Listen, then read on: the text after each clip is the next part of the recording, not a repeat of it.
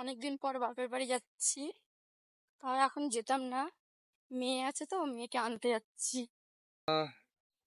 কেমন আছো? আমরা এখন বাসে করে যাচ্ছি কাটোয়া ঘাট। এইরকম বাস স্ট্যান্ডে এসেছি। বাস স্ট্যান্ডে এসে আমরা টিফিন খেয়ে নিলাম। টিফিন খেয়ে বাসে উঠলাম, উঠে বাস ছেড়ে দিল। সে কাটোয়া ঘাট যাব। বাস স্ট্যান্ডে গিয়ে বাসের থেকে নেমে পড়লাম, বাস স্ট্যান্ডে চলে আসলাম। আমরা হাঁটতে হাঁটতে যাচ্ছি। এখন আমরা ঘাটে যাচ্ছি, ঘাটে বাস থেকে নেমে। বৃষ্টি পড়ছে, ছাতি মাথায় দিয়ে দেখো।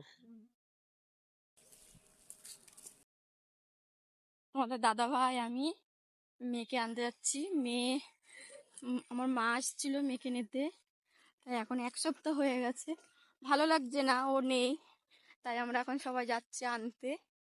আমি আর তোমাদের দাদা ভাই নৌকাতে চাপবো এখন আমরা।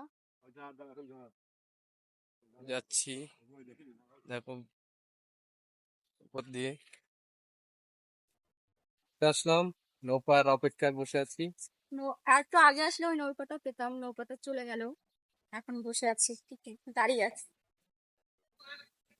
তোমাদের দিদিভাই নৌকায় উঠে পড়লো, অনেকদিন পর নৌকায় উঠেছে তো ভীষণ ভয় লাগছিল বলছিল। নৌকার থেকে চলে আসলাম, ঘাট পার হয়ে গেলাম, হাঁটতে হাঁটতে আসলাম। টিকিট কাউন্টার দিয়ে বেরিয়ে আমরা রিক্সা চাপলাম। রিক্সা চেপে বাস স্ট্যান্ডে যেতে হবে, আবার বাসে উঠতে হবে। তোমাদের সাথে ভিডিওটা শেয়ার করবো, টাইমই পাচ্ছি না। সে আবার বাস স্ট্যান্ডে চলে আসলাম, আরেকটা বাসে উঠতে হবে। উঠে পড়লাম অনেক কষ্টে, অনেকটা দূর তো। এবার সিট না পেলে যে কি যে কষ্টের ব্যাপার, সে কি বলবো।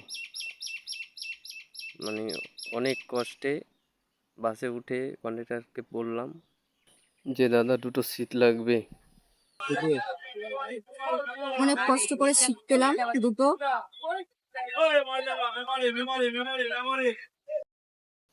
ফাইনালি বাস স্টপে চলে আসলো, বাস থেকে নেমে পড়লাম। নেমে এখন টোটো ধরবো, ধরে চলে যাব